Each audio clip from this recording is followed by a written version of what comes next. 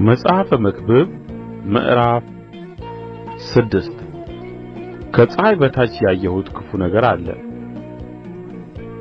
እርሱም በሰው ላይ እጅግ የከበደ ነው።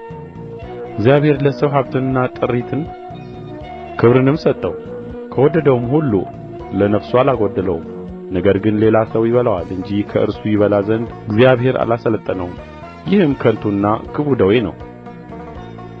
ሰው 100 ልጆች ቢወልድ እጅግ ዘመንም በሕይወት ቢኖር ዕድሜውም እጅግ ዓመት ቢሆን ነፍሱም መልካምን ባትጠግብ መቃብርንም ባያገኝ እኔ ስለ እርሱ ከእርሱ ይልቅ ጭንጋፍ ይሻላል አልሁ። በከንቱ መጥቶአል፣ በጨለማም ይሄዳል፣ ስሙም በጨለማ ይሸፈናል። ደግሞም ፀሐይን አላየውም አላወቀውምም። ለዚህም ከዚያ ይልቅ ዕረፍት አለው። 1000 ዓመት 2 ጊዜ በሕይወት ቢኖር መልካምንም ባያይ ሁሉ ወደ አንድ ስፍራ የሚሄድ አይደለምን? የሰው ድካም ሁሉ ለአፉ ነው፣ ነፍሱ ግን አትጠግብም። ከሰነፍ ይልቅ ለጥበበኛ ጥቅም ምንድር ነው?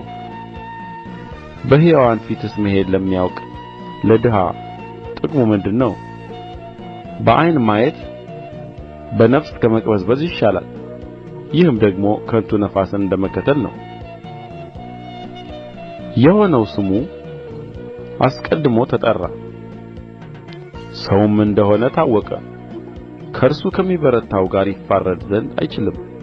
ከንቱን የሚያበዛ ብዙ ነገር አለና ለሰው ጥቅሙ ምንድር ነው?